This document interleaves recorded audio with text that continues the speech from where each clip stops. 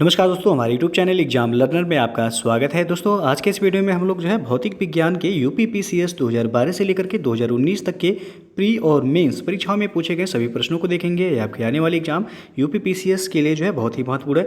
तो दोस्तों वीडियो को लाइक शेयर कर दीजिएगा और चैनल को अभी तक आप सब्सक्राइब नहीं किए हैं तो चैनल को सब्सक्राइब करके साथ में बेल आइकन को प्रेस कर लीजिएगा, जिससे आने वाले अगले वीडियो का नोटिफिकेशन आपको पहले मिल जाए। और इसका PDF आपको हमारे टेलीग्राम चैनल पर मिल जाएगा।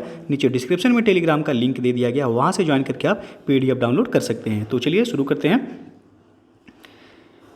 पहला प्रश्न है इसमें आपका, निम्नलिखित में से किसी वस्तु के नमूने को हवा में खुला रखने पर कुछ समय पश्चात गायब हो जाता है, जैसे कि कपूर, नेफ्थलीन अथवा शुष्क बर्फ। इस परिघटना को कहते हैं। तो ये आपका 2019 प्री एग्जाम में जो है पूछा गया है। इसका सही जो आंसर हो जाएगा ऑप्शन ए से होगा, ऊर्ध्वपातन कहलाता है। वह प्रक्रम जिसके द्वारा कोई ठोस पदार्थ बिना तरल अवस्था में ही आए सीधे वाष्प में परिवर्तित हो जाता है, अथवा वाष्प बिना तरल अवस्था में आए सीधे ठोस अवस्था में बदल जाता है, ऊर्ध्वपातन कहलाता है आपका। ऐसे पदार्थों को ऊर्ध्वपातन पदार्थ कहा जाता है, जैसे कि आपका कपूर हो जाएगा और नेफ्थलीन, ये सभी जो है। तो डी ए ऑप्शन जो है सही हो जाएगा यहाँ। अगला प्रश्न अब आपका, प्रकाश ऊर्जा का ऑप्टिकल फाइबर में संचरण निम्नांकित घटना के अनुप्रयोग द्वारा किया जाता है। तो इसका सही आंसर हो जाएगा ऑप्शन ए, पूर्ण आंतरिक परावर्तन के कारण। प्रकाश तंतु या ऑप्टिकल फाइबर सिलिका से बनी पतली बेलनाकार नलिकाएं होती हैं, जो कि प्रकाश के पूर्ण आंतरिक परावर्तन के सिद्धांत पर कार्य करता है। तो ये विकल्प जो है सही हो जाएगा यहाँ। अगला प्रश्न अब आपका, श्याम बीबर होता है यानी कि ब्लैक होल। तो ऑप्शन आप देख सकते हैं यहाँ। तो इसका सही जो आंसर हो जाएगा ऑप्शन डी यहाँ से हो जाएगा, सिमट गया तारा। श्याम बीबर यानी कि ब्लैक होल जो है अत्यधिक घनत्व तथा द्रव्यमान वाले ऐसे पिंड होते हैं जिनका गुरुत्वाकर्षण इतना प्रबल होता है कि उससे प्रकाश किरणों का भी बच पाना असंभव होता है। चूँकि जो है ब्लैक होल प्रकाश की किरणों को अवशोषित कर लेता है, इसलिए यह अदृश्य बना रहता है। तो डी ऑप्शन जो है यहाँ सही हो जाएगा, सिमट गया तारा। अगला प्रश्न अब आपका, जब किसी साबुन के बुलबुले को आवेशित किया जाता है तो निम्न में से क्या घटित होता है। तो इसका सही आंसर हो जाएगा ऑप्शन ए, त्रिज्या बढ़ जाती है। गुब्बारे को आवेशित किए जाने से यह फैलेगा और त्रिज्या इसकी क्या होगी तो बढ़ेगी। ये ऑप्शन जो है सही हो जाएगा यहाँ। अगला प्रश्न अब आपका, थर्मस फ्लास्क में लंबे समय तक तरल गर्म या ठंडा रहता है क्योंकि ऊष्मा की कोई हानि अथवा प्राप्ति नहीं होती है। तो इसका सही आंसर हो जाएगा ऑप्शन सी यहाँ से होगा, ए और बी दोनों यानी कि संचालन और संवहन एवं विकिरण। थर्मस फ्लास्क में दो परतों के बीच वैक्यूम होने के कारण संचालन, संवहन एवं विकिरण की क्रिया से ऊष्मा की हानि अथवा प्राप्ति नहीं होती है। तो सी विकल्प यहाँ से हो जाएगा, ए और बी दोनों। अगला प्रश्न अब आपका, निम्नलिखित में से किसका आविष्कार विलियम रॉन्टजन द्वारा किया गया था। तो ये आपका जो है 2018 प्री में जो है पूछा गया है। इसका सही विकल्प हो जाएगा ऑप्शन बी, एक्सरे मशीन का। जर्मन वैज्ञानिक थे विलियम रॉन्टजन। इन्होंने एक्सरे मशीन का जो है आविष्कार किया था 1901 में जब नोबेल पुरस्कार की शुरुआत हुई तो भौतिकी का पहला नोबेल इसी आविष्कार हेतु विलियम रॉन्टजन को दिया गया था। तो यहाँ जो है बी विकल्प सही हो जाएगा आपका। अगला क्वेश्चन आपका, निम्नलिखित विद्युत चुम्बकीय विकिरणों में किसकी ऊर्जा अधिकतम होती है। तो इसका सही आंसर हो जाएगा ऑप्शन डी से हो जाएगा, एक्स किरणों की। ऊर्जा के संदर्भ में विभिन्न विद्युत चुम्बकीय विकिरणों का जो क्रम है, जैसे कि आपका रेडियो तरंग सबसे पहले हो जाएगा, उसके बाद जो है माइक्रोवेव, उसके बाद जो है आपका अवरक्त विकिरण हो जाएगा, अवरक्त विकिरण, उसके बाद जो है आपका दृश्य प्रकाश हो जाएगा, फिर पराबैंगनी विकिरण, फिर एक्स किरणें और लास्ट में जो है सबसे वह गामा किरणें। तो यहाँ जो है आपका डी विकल्प से हो जाएगा, एक्स किरणें। यदि ये जो है यहाँ आपका गामा किरण दिया रहता तो गामा किरणों की जो है ऊर्जा अधिकतम होता। अगला प्रश्न अब आपका, निम्नलिखित में किसका वेग अधिकतम होता है। तो इसका सही आंसर हो जाएगा ऑप्शन बी, प्रकाश का वेग। प्रकाश का वेग जो है आपका सबसे अधिक होगा, यहाँ बी ऑप्शन सही हो जाएगा। अगला प्रश्न अब आपका, ध्वनि का वेग अधिकतम होगा तो ये इस्पात में होगा, डी ऑप्शन जो है सही हो जाएगा। ध्वनि की चाल उस माध्यम की प्रकृति पर निर्भर करती है जिसमें होकर वह गमन करती है और ध्वनि की चाल भिन्न भिन्न माध्यमों में भिन्न भिन्न होता है। गैसों में ध्वनि अत्यंत धीमी गति से और द्रवों में तीव्र गति से और ठोसों में जो है तीव्रतम गति से यह गमन करता है। तो इस्पात जो है ठोस होता है आपका, तो अधिकतम हो जाएगा यहाँ, डी ऑप्शन सही होगा। अगला प्रश्न है आपका, आइंस्टाइन को निम्न में से उसके किस सिद्धांत के लिए नोबेल पुरस्कार दिया गया था? तो इसका सही आंसर होगा ऑप्शन बी, प्रकाश विद्युत के सिद्धांत के लिए। 1879 में जर्मनी में जन्मे अल्बर्ट आइंस्टाइन को प्रकाश वैद्युत प्रभाव की व्याख्या एवं उसके नियम के आविष्कार का श्रेय प्राप्त है। इस कार्य के लिए इन्हें 1921 में भौतिकी का नोबेल पुरस्कार दिया गया था। तो कब दिया गया था? तो 1921 में दिया गया था, प्रकाश वैद्युत सिद्धांत के लिए। अगला प्रश्न है आपका, एक सुरंग में 100 वाट क्षमता वाले 5 बल्ब लगातार 20 घंटे तक जलाए जाते हैं, संपूर्ण विद्युत खर्च होगा? तो ये आपका जो है 2017 यूपीपीसीएस प्री एग्जाम में जो है पूछा गया है। इसका सही जो आंसर हो जाएगा ऑप्शन सी हो जाएगा 10 यूनिट। एक बल्ब के जलने पर हुई कुल विद्युत खपत बराबर जो होता है किलोवाट घंटा। तो किलोवाट घंटा बराबर हो जाएगा आपका वाट गुणे घंटा बटा 1000 बटा कितना हो जाएगा 1000। वाट कितना है तो आप रख देंगे यहाँ मान, वाट है आपका 100, उसके बाद गुणे घंटा कितना है 20 घंटे बटा आपको 1000 से भाग दे देना है। तो 1000 से भाग देंगे तो आपको जो है 2 शून्य से 2 शून्य, 1 शून्य से 1 शून्य कट गया, बचा कितना? तो 2 बचा। कितना ये है? तो 2 यूनिट बचा आपका, ये 2 यूनिट हो गया। आपसे पूछा गया खर्च कितना होगा, तो 5 बल्बों के जलने पर हुई कुल विद्युत खपत बराबर हो जाएगा 5 गुणे 2 यानी कि 10 यूनिट हो जाएगा आपका। तो सी ऑप्शन जो है सही हो जाएगा यहाँ। अगला प्रश्न है आपका, यदि 100 ग्राम चीनी को आधा लीटर पानी में मिलाकर एक असंतृप्त चीनी का घोल तैयार किया जाए तो निम्न में से कौन सी भौतिक राशि नहीं बदलेगी? तो इसका सही आंसर हो जाएगा ऑप्शन डी, उसका आयतन नहीं बदलेगा यहाँ, डी ऑप्शन सही हो जाएगा। अगला प्रश्न है आपका, मोबाइल चार्जर होता है तो यह एक अपचाई ट्रांसफ़र होता है, डी विकल्प जो है सही हो जाएगा। मोबाइल फ़ोन चार्जर में अपचाई यानी कि स्टेप डाउन ट्रांसफ़र का प्रयोग किया जाता है और अपचाई ट्रांसफार्मर जो है यह वोल्टेज को घटाने का काम करता है। तो डी विकल्प यहाँ सही हो जाएगा। अगला क्वेश्चन अब आपका, एक कटा हुआ हीरा जगमगाहट के साथ चमकता है तो इसका सही आंसर होगा ऑप्शन बी, पूर्ण आंतरिक परावर्तन के कारण।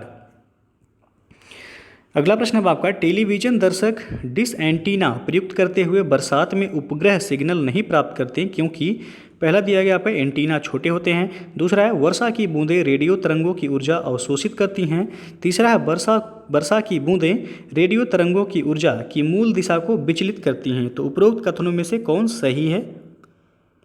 तो इसका सही जो आंसर हो जाएगा ऑप्शन डी यहाँ सही हो जाएगा। 1 2 3 जो है तीनों आपका यहाँ सही है। बरसात में जो है रेडियो तरंगे वर्षा की बूंदों से टकराकर आंशिक रूप से या पूर्णतः ऊष्मीय ऊर्जा में परिवर्तित हो जाती हैं और बूंदों द्वारा अवशोषित कर ली जाती हैं। वर्षा की बूंदें रेडियो तरंगों की ऊर्जा की मूल दिशा को विचलित करने में भी सक्षम होती हैं, अतः इन कारणों से बरसात में उपग्रह सिग्नल प्राप्त करने में कठिनाई होती है और वर्षा के समय रेडियो सिग्नल कमज़ोर हो जाते हैं जिन्हें छोटे डिश एंटीना ग्रहण नहीं कर पाते हैं, कैच नहीं कर पाते हैं। तो डी विकल्प जो है यहाँ सही हो जाएगा। अगला क्वेश्चन है अब आपका कि निम्नलिखित तापमापियों में से किसे पायरोमीटर कहा जाता है? तो इसका सही आंसर हो जाएगा ऑप्शन बी, विकिरण तापमापी को। पायरोमीटर या पूर्ण विकिरण तापमापी की सहायता से अत्यधिक उच्च तापों की माप की जाती है। इसमें ऊष्मीय विकिरण के मापन द्वारा तापमान का मापन किया जाता है। तो बी ऑप्शन यहाँ सही हो जाएगा। अगला प्रश्न है आपका, डायनमो एक युक्ति है जो परिवर्तित करती है। तो इसका सही आंसर हो जाएगा ऑप्शन सी, यांत्रिक ऊर्जा को यह विद्युत ऊर्जा में कन्वर्ट करता है। तो ये कई बार जो है पूछा गया, याद रखिए डायनमो या यांत्रिक ऊर्जा को विद्युत ऊर्जा में कन्वर्ट करता है यानी कि परिवर्तित करता है। अगला क्वेश्चन है आपको, वायु की गति निम्नलिखित के द्वारा नापी जाती है। तो आप सबको पता होगा एनीमोमीटर के द्वारा जो है मापी जाती है। बी ऑप्शन सही हो जाएगा यहाँ। एनीमोमीटर द्वारा जो है वायु के वेग की माप की जाती है और वायुमंडलीय दाब को मापने के लिए जो है बैरोमीटर का प्रयोग किया जाता है और हाइड्रोमीटर से जो है द्रव या जल के घनत्व का मापन किया जाता है। तो यहाँ जो है आपका पूछा गया है वायु की गति, तो हो जाएगा एनीमोमीटर, बी विकल्प सही हो जाएगा। अगला प्रश्न अब आपका, मानव की सामान्य स्वस्थ आँख के लिए स्पष्ट दृष्टि की न्यूनतम दूरी मानी जाती है? तो यह 25 सेंटीमीटर माना जाता है। डी ऑप्शन सही हो जाएगा। अगला प्रश्न अब आपका, बिग बैंग सिद्धांत निम्नलिखित के उद्भव की व्याख्या करता है? तो यह ब्रह्मांड के उद्भव की व्याख्या करता है। सी ऑप्शन सही हो जाएगा। महाविस्फोटक सिद्धांत या बिग बैंग सिद्धांत ब्रह्मांड की उत्पत्ति, आकाशगंगा तथा सौरमंडल की उत्पत्ति से संबंधित है। इस सिद्धांत का प्रतिपादन जॉर्ज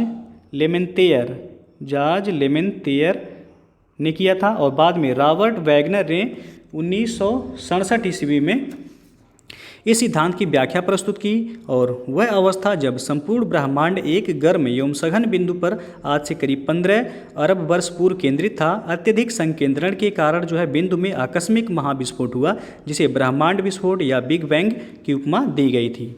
तो यहाँ सी ऑप्शन जो है आपका सही हो जाएगा। अगला प्रश्न अब आपका, वायु शक्ति यानी कि विंड पावर में ऊर्जा का कौन सा रूप विद्युत ऊर्जा में परिवर्तित होता है? तो इसका सही आंसर हो जाएगा ऑप्शन ए, गतिज ऊर्जा। बहती वायु से उत्पन्न की गई ऊर्जा को पवन ऊर्जा कहते हैं और पवन ऊर्जा के उत्पादन के लिए हवादार जगहों पर पवन चक्कियों को लगाया जाता है, जिनके द्वारा वायु की गतिज ऊर्जा यांत्रिक ऊर्जा में परिवर्तित हो जाती है और इस यांत्रिक ऊर्जा को जनित्र की मदद से विद्युत ऊर्जा में परिवर्तित किया जाता है। तो यहाँ आपका ये विकल्प सही हो जाएगा। अगला क्वेश्चन अब आपका, आइंस्टीन को नोबेल पुरस्कार से सम्मानित किया गया था? तो ये क्वेश्चन जो है इसके पहले भी आ गया था। प्रकाश वैद्युत प्रभाव के लिए ये विकल्प जो है सही हो जाएगा। कब दिया गया था? तो 1921 का जो है नोबेल पुरस्कार दिया गया था इन्हें। अगला प्रश्न अब आपका, पायर हेलियोमीटर का प्रयोग निम्न में से किसे नापने के लिए किया जाता है? तो इसका सही आंसर होगा ऑप्शन बी, सोलर रेडिएशन को। सौर विकिरण को नापने के लिए मुख्यतः दो प्रकार के उपकरण जो है प्रयोग में लाए जाते हैं। एक तो पायरेनोमीटर और दूसरा जो है पायर हेलियोमीटर। तो ऑप्शन में जो है यहाँ आपसे प्रश्न जो पूछा गया है कि पायर हेलियोमीटर का प्रयोग, तो यह हो जाएगा सोलर रेडिएशन को मापने के लिए यूज किया जाता है। अगला प्रश्न आपका, मानव शरीर का सामान्य तापक्रम 98.4 डिग्री जो है फ़ारेनहाइट है। इसके बराबर डिग्री सेंटीग्रेड में तापक्रम क्या हो जाएगा? तो इसका सही जो आंसर होगा ऑप्शन बी यहाँ से होगा 36.89 डिग्री सेंटीग्रेड। डिग्री सेंटीग्रेड में निकालने के लिए आपको जो है चूँकि फ़ारेनहाइट पैमाने का तापक्रम जो है 98.4 दिया गया है, तो 98.4 डिग्री जो है -32/9 इंटू जो है 5, तो इसे जो है आप सॉल्व कर देंगे तो आपका 36.89 जो है आ जाएगा। 36.89 बी ऑप्शन जो है यहाँ सही हो जाएगा। अगला प्रश्न है आपका, एक गिलास पानी पीने से कितनी कैलोरी मिलती है? तो एक गिलास पानी पीने से जो है 0 कैलोरी मिलती है। ए ऑप्शन सही हो जाएगा।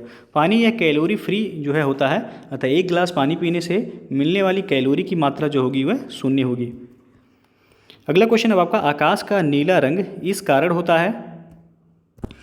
तो इसका सही आंसर होगा ऑप्शन ए, प्रकाश के प्रकीर्णन के कारण जो है आकाश का रंग जो है नीला होता है। ए ऑप्शन जो है यहाँ सही हो जाएगा। अगला प्रश्न आपका, नैनो प्लग संबंधित है किससे? तो ये आपका एक छोटे सुनने के यंत्र से संबंधित है। बी ऑप्शन सही हो जाएगा। नैनो प्लग एक अत्यंत छोटा सुनने का यंत्र यानी कि हीयरिंग एड है ये। इसका आकार इतना छोटा है कि यह आसानी से नज़र भी नहीं आता, तो साथ ही जो है उपयोगकर्ता को सुनने की क्षमता और आवश्यकता के अनुरूप इसे कंप्यूटर सॉफ्टवेयर के जरिए प्रोग्राम भी किया जा सकता है। तो बी ऑप्शन जो है सही होगा यहाँ। अगला क्वेश्चन है आपका, रोगियों के दांत देखने में दंत चिकित्सकों द्वारा प्रयुक्त दर्पण होता है? तो यह आपका अवतल दर्पण होता है। बी ऑप्शन सही हो जाएगा। अगला क्वेश्चन है आपका, दृष्टि दोष यानी कि मायोपिया वाला व्यक्ति देख सकता है? तो इसका सही आंसर होगा ऑप्शन ए, नज़दीक स्थित वस्तु को स्पष्ट रूप से जो है देख सकता है। मायोपिया जिसको निकट दृष्टि दोष कहा जाता है। निकट दृष्टि दोष में पास की वस्तुएं तो साफ दिखती हैं किंतु दूर की वस्तुएं वह धुंधली नजर आती हैं, और निकट दृष्टि दोष को अवतल लेंस प्रयुक्त करके ठीक किया जाता है। कौन सा लेंस पूछा भी जाता है, तो अवतल लेंस प्रयुक्त करके जो है ठीक किया जाता है निकट दृष्टि दोष को।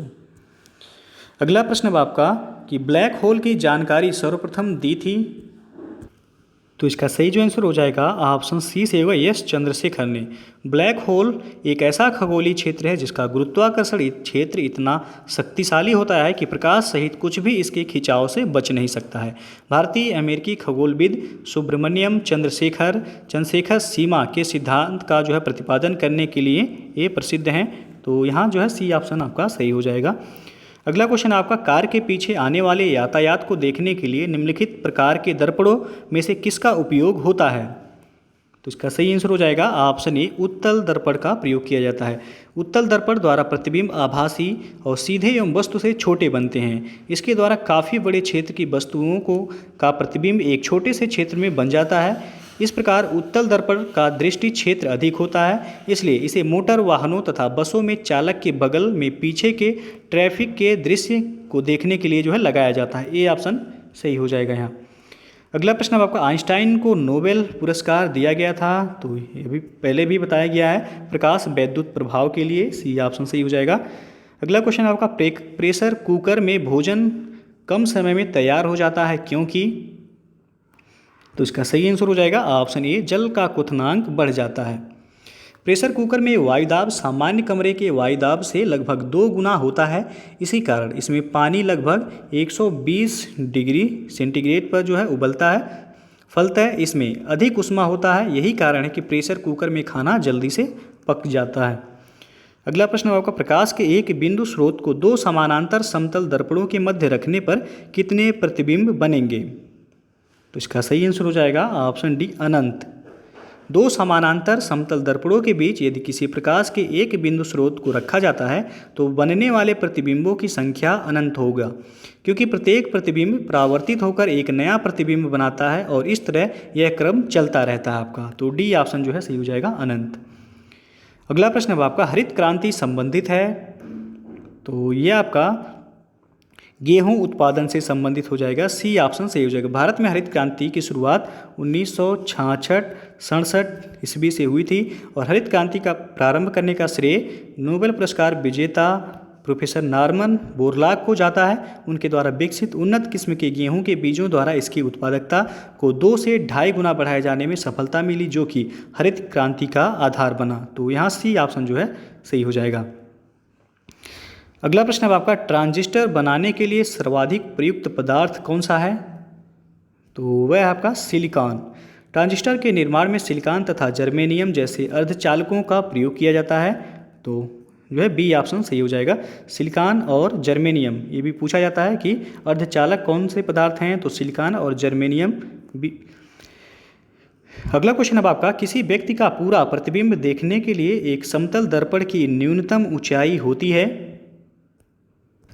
तो इसका सही आंसर हो जाएगा ऑप्शन बी, व्यक्ति की ऊंचाई की आधी।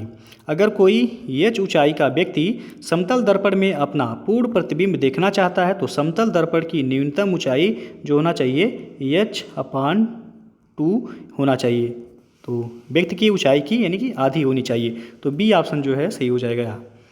अगला क्वेश्चन अब आपका, होमी भाभा पुरस्कार निम्न में से किस क्षेत्र में विशेष योगदान के लिए दिया जाता है? तो इसका सही आंसर हो जाएगा ऑप्शन बी, नाभिकीय ऊर्जा। होमी भाभा पुरस्कार यह नाभिकीय ऊर्जा के क्षेत्र में विशेष योगदान के लिए दिया जाता है। अगला प्रश्न है आपका, ध्वनि तरंगें नहीं चल सकती हैं? तो यह निर्वात में नहीं चल सकती हैं। डी विकल्प सही हो जाएगा। ध्वनि के संचरण के लिए किसी न किसी माध्यम की आवश्यकता होती है और निर्वात में माध्यम की अनुपस्थिति के कारण ध्वनि तरंगें संचरण नहीं कर पाती हैं। तो डी ऑप्शन सही हो जाएगा। अगला क्वेश्चन है आपका, एक कृत्रिम उपग्रह में विद्युत ऊर्जा का स्रोत क्या होता है? तो यह आपका सौर सेल होता है। बी ऑप्शन सही हो जाएगा। सौर सेल पैनल में अनेक सौर सेल विशेष स्थिति में व्यवस्थित होते हैं, जिसे विभिन्न कार्यों के लिए पर्याप्त परिमाण में विद्युत ऊर्जा प्राप्त की जा सकती है। अंतरिक्ष यान, कृत्रिम उपग्रह तथा उनके यंत्रों में विद्युत प्राप्ति हेतु सौर पैनल जो है वह लगाया जाता है। तो बी ऑप्शन सही होगा यहाँ। अगला क्वेश्चन आपका, एक दंत चिकित्सक द्वारा रोगी के दांतों की जांच के लिए प्रयुक्त दर्पण कौन सा है? तो इसके पहले भी बताया गया है, अवतल दर्पण का प्रयोग किया जाता है। ये ऑप्शन जो है सही हो जाएगा। अगला क्वेश्चन आपका, टेलीविजन के दूरस्थ नियंत्रण के लिए किस प्रकार के विद्युत चुम्बकीय विकिरण का उपयोग किया जाता है? तो इसका सही आंसर हो जाएगा ऑप्शन ए अवरक्त। दूरस्थ नियंत्रण या सुदूर नियंत्रण बिना तार के कुछ दूरी यानी कि लगभग 5 मीटर तक परिस्थित किसी इलेक्ट्रॉनिक युक्ति जैसे कि आपका टीवी आदि को नियंत्रित करने के काम आता है। आजकल के रिमोट कंट्रोलर प्रायः जो है अवरक्त तरंगों का उपयोग करके दूर से ही आदेश देने का काम करते हैं। तो ये ऑप्शन यहाँ सही हो जाएगा आपका। अगला क्वेश्चन है आपका प्रशीतन खाद्य परिरक्षण में मदद करता है।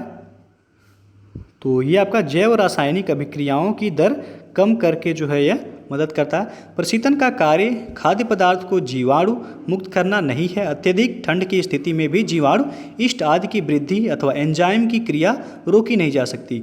यद्यपि अत्यधिक प्रशीतन की स्थिति सूक्ष्म जीवों की वृद्धि की गति को सीमित कर सकता है, तो यानी कि वह कम कर सकता है।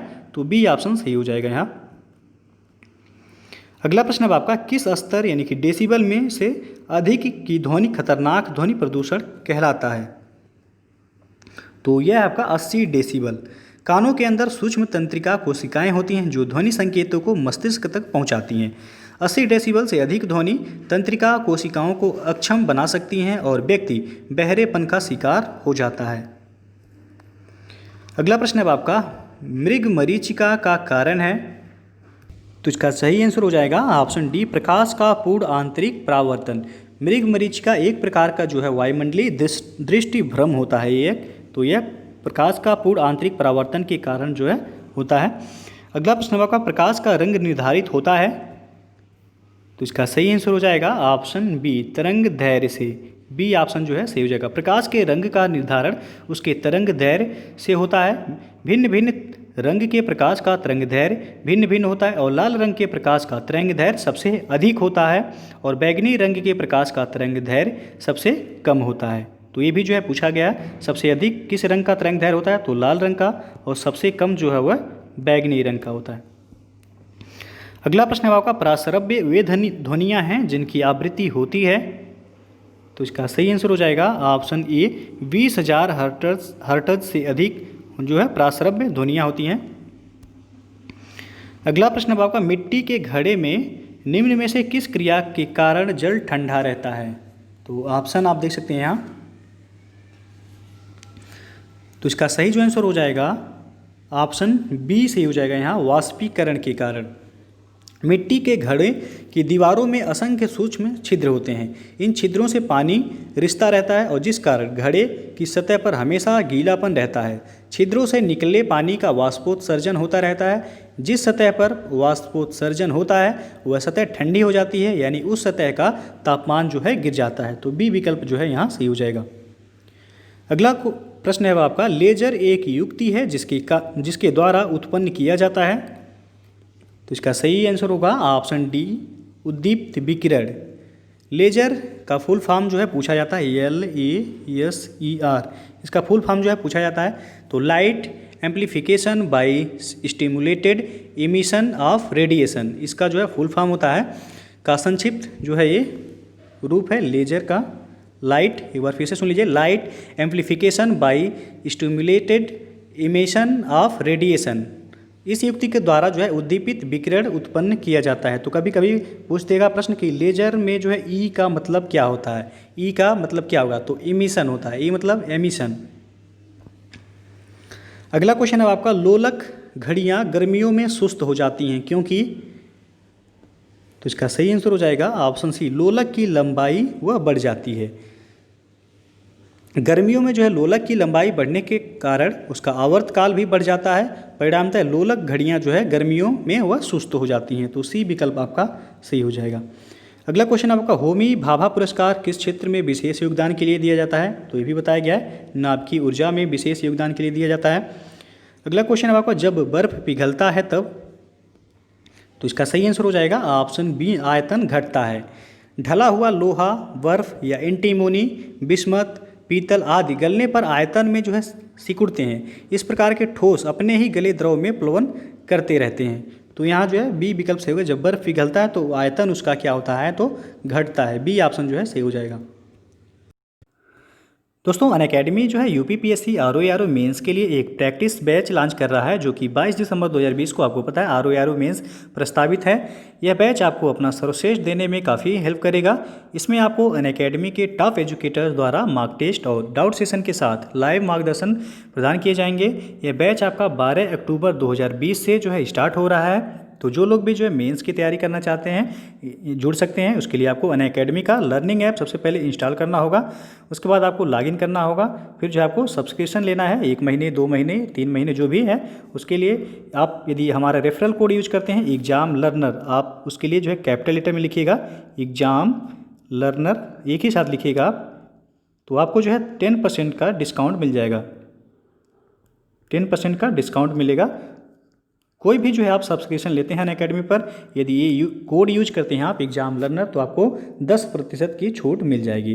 तो डिस्क्रिप्शन में जो है बाकी लिंक दे दिया गया है, आप वहाँ से भी जो है देख सकते हैं। अब यहाँ से जो आपके मेंस के प्रश्न जो है देखने को मिलेंगे। ये आपका 2017 मेंस में पूछा गया है कि गुरुत्वीय तरंगों को पहली बार देखा गया था कब।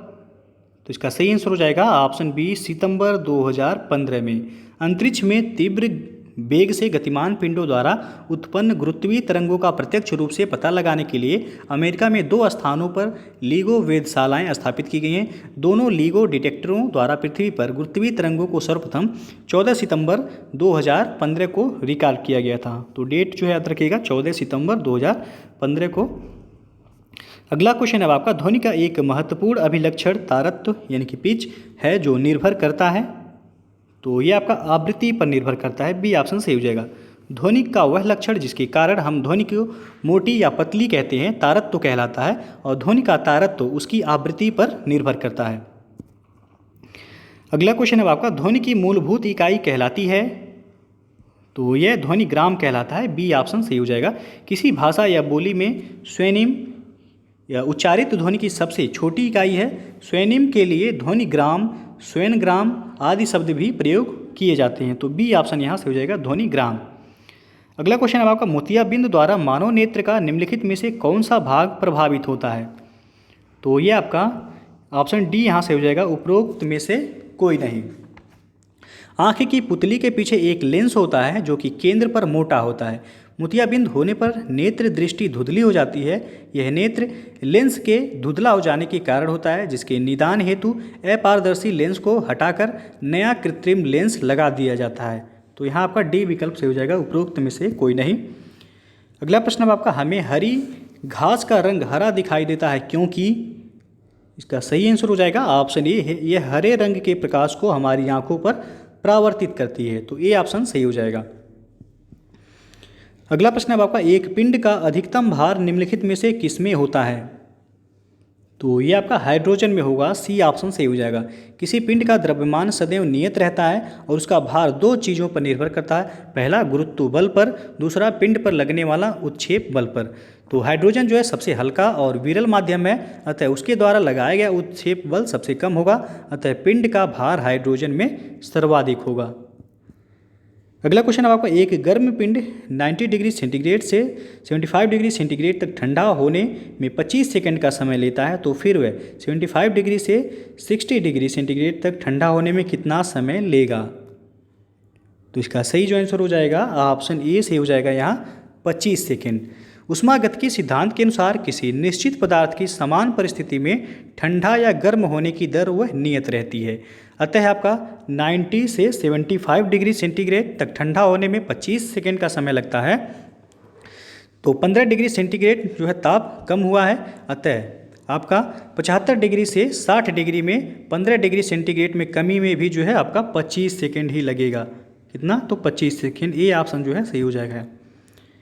अगला क्वेश्चन है आपका, ब्लैक होल संबंधी प्रथम सूचना प्रस्तुत की गई थी किसके द्वारा। तो यह जो आपका यश चंद्रशेखर के द्वारा जो है प्रस्तुत किया गया था ब्लैक होल संबंधी प्रथम सूचना। ए ऑप्शन जो है सही हो जाएगा यहाँ। अगला प्रश्न है आपका, साइटोट्रॉन ये ऐसा संयंत्र है जिससे उत्पन्न किया जाता है। तो इसका सही आंसर हो जाएगा ऑप्शन बी, कृत्रिम मौसम। साइटोट्रॉन ऐसा यंत्र है जिसे कृत्रिम मौसम यह उत्पन्न किया जाता है।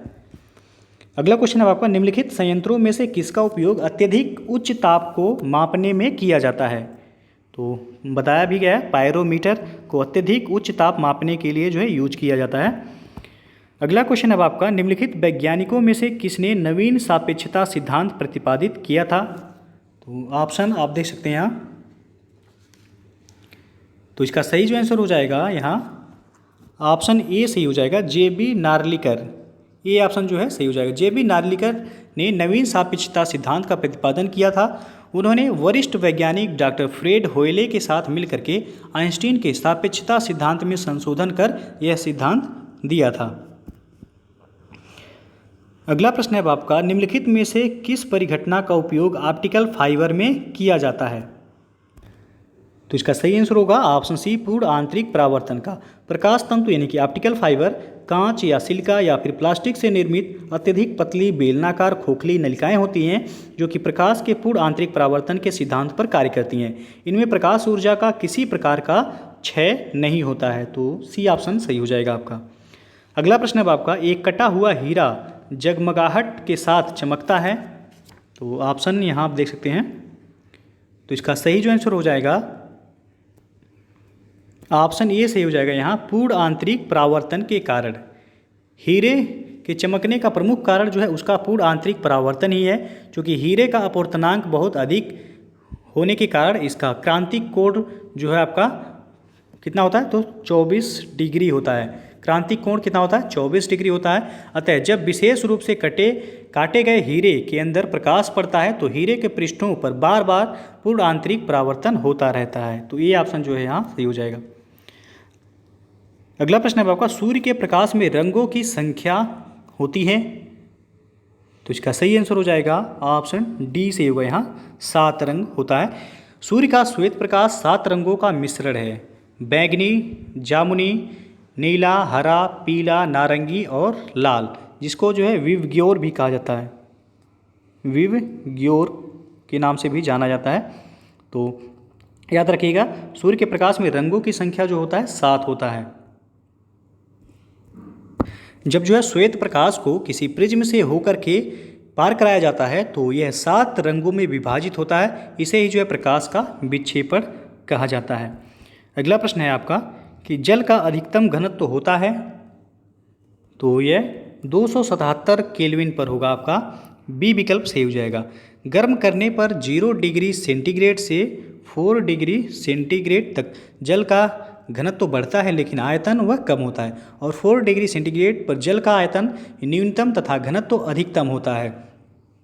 और सेल्सियस से केल्विन में परिवर्तन यानी कि आपका के बराबर हो जाएगा C+273 हो जाएगा बराबर C जो है 4+273 हो जाएगा। तो जोड़ेंगे तो आपका हो जाएगा 277 केल्विन। के बराबर क्या हो जाएगा? तो 277 केल्विन होगा यहाँ। बी ऑप्शन सही हो जाएगा। अगला प्रश्न है आपका, कितना तापमान होने पर पाठ्यांक सेल्सियस और फ़ारेनहाइट तापमापियों में एक ही होंगे? तो इसका सही आंसर हो जाएगा option A, -40 degree. -40 degree centigrade एक ऐसा ताप है जो कि डिग्री सेंटीग्रेड तथा डिग्री फ़ारेनहाइट में समान होता है। डिग्री सेंटीग्रेड 1 डिग्री फ़ारेनहाइट में संबंध जो होता है F बराबर -40 डिग्री। तो C बराबर आप -40 रख देंगे, यानी कि -40 उसके बाद जो है आपका -32 इंटू आपको 5 से गुणा कर देना है, भागा 9 से कर देना है। तो आपका हो जाएगा यहाँ -40 और -73 हो जाएगा। तो -72 इंटू 5 अपान हो जाएगा 9। तो ये कट जाएगा आपका 8 बार में, तो 8 × 5 = 40 -40 हो जाएगा आपका। तो इस तरह आपका जो है यहाँ ए विकल्प सही हो जाएगा। अगला क्वेश्चन आपका, हाइड्रोजन बम विकसित किया गया था। तो इसका सही आंसर हो जाएगा ऑप्शन ए, एडवर्ड टेलर के द्वारा।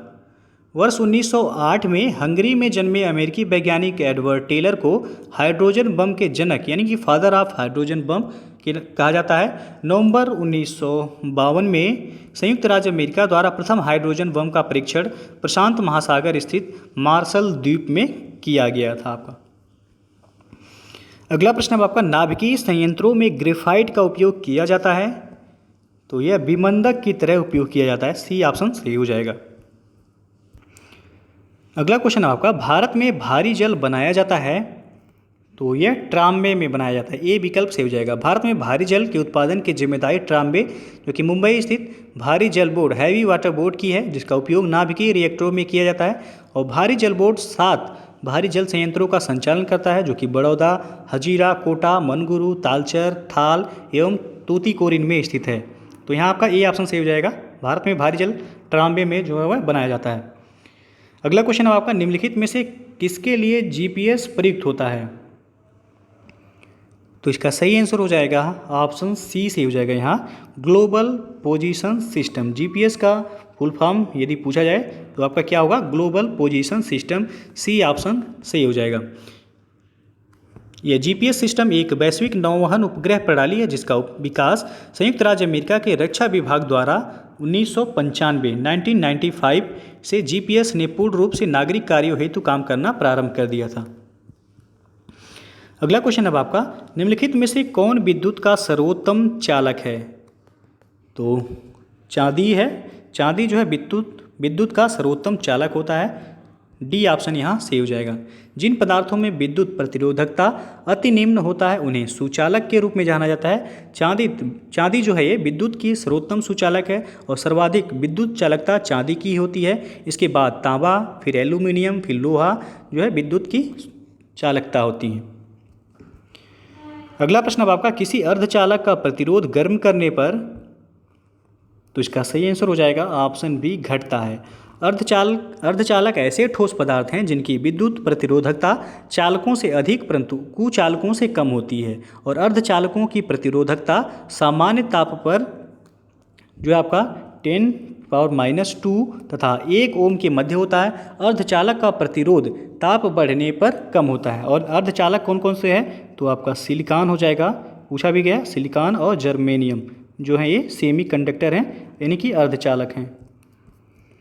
अगला प्रश्न अब आपका, निम्नलिखित युक्तियों में से किसको मोटर गाड़ियों के इंजन को ठंडा करने के लिए प्रयोग में लाया जाता है?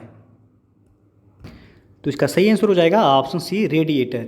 रेडिएटर मोटर गाड़ियों के इंजन को ठंडा करने के लिए प्रयोग में लाया जाता है। और यहाँ जो है आपका पॉलीग्राफ दिया गया है, तो यह झूठ का पता लगाने वाला यंत्र है। और टरबाइन के द्वारा जो है बहते हुए द्रव की गतिज ऊर्जा का घूर्णन ऊर्जा में परिवर्तित करके यांत्रिक कार्य प्राप्त किया जाता है। और क्वाड्रेंट जो दिया गया है यहाँ, ये नौ संचालन तथा खगोल विज्ञान में ऊंचाई और कोणों को मापने वाला यंत्र है क्वाड्रेंट। तो सी विकल्प यहाँ से हो जाएगा, रेडिएटर।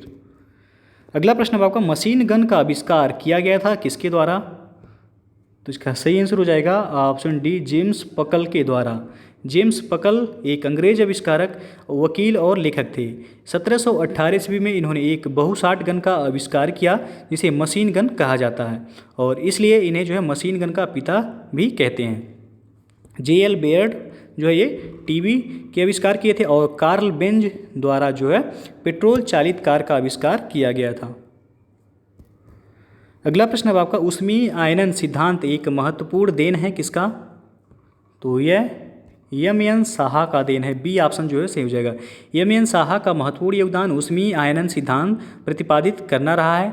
और एच.जे. भाभा को जो है अंतरिक्ष किरणों की बौछार का सिद्धांत एवं भारत में परमाणु ऊर्जा के जनक के रूप में जाना जाता है। और सी.वी. रमन को आप जो है प्रकाश के प्रकीर्णन से संबंधित रमन प्रभाव, क्रिस्टल की संरचना पर अध्ययन एवं खोज के लिए तथा जे.सी. बोस बेतार संदेश, पौधों में चेतना की खोज, क्रिस्कोग्राफ का आविष्कार के लिए ये जाने जाते हैं।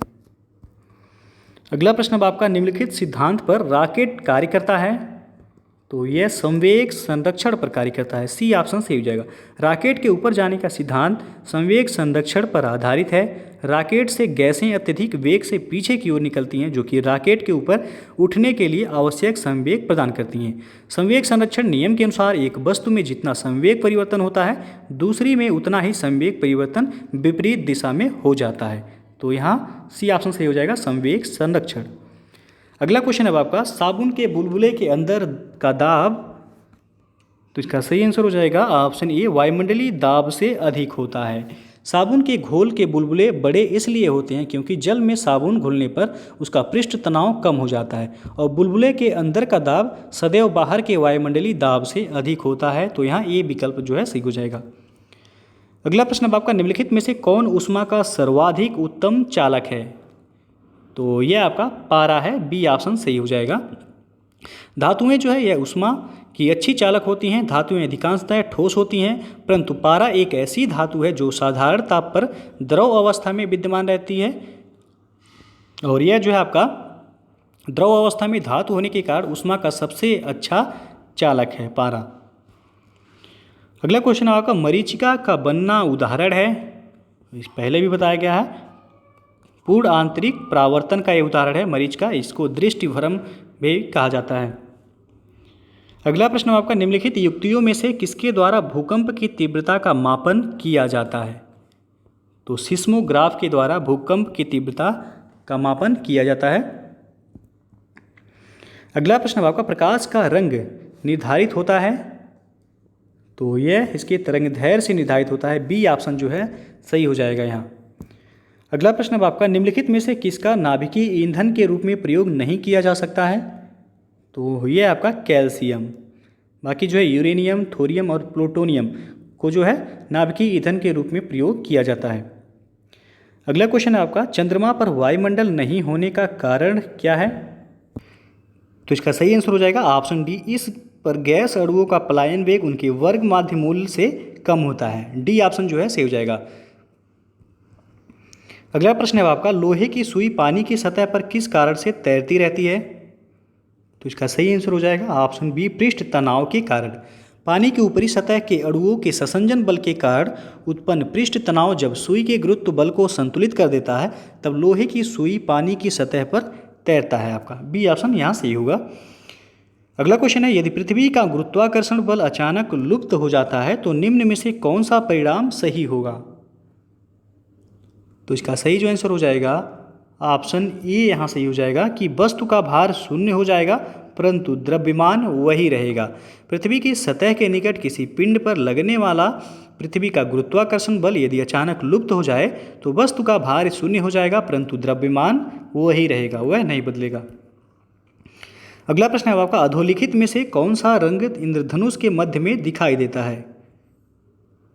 तो इसका सही जो आंसर हो जाएगा ऑप्शन बी, ग्रीन, यानी कि हरा रंग इंद्रधनुष के मध्य में दिखाई देता है। इंद्रधनुष में जो बनने वाला रंग है वो आपका इसे बिबग्योर के नाम से आप इसे जानते हैं, BIBGYOR, यानी कि बी से हो जाएगा आपका वायलेट, उसके बाद आई से हो जाएगा इंडिगो, बी से हो जाएगा ब्लू, जी से हो जाएगा आपका ग्रीन, वाई से येलो, ओ से हो जाएगा ऑरेंज और आर से हो जाएगा रेड। तो बीच में आप देख रहे हैं ये ग्रीन, तो हरा हो जाएगा, बी ऑप्शन सही हो जाएगा यहाँ।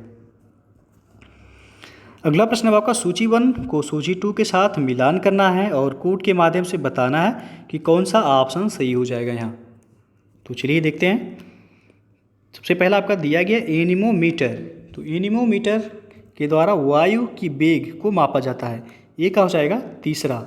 उसके बाद बी है सिस्मोग्राफ, सिस्मोग्राफ के द्वारा भूकंप की तीव्रता को मापा जाता है, बी ऑप्शन हो जाएगा, सॉरी बी का पहला हो जाएगा।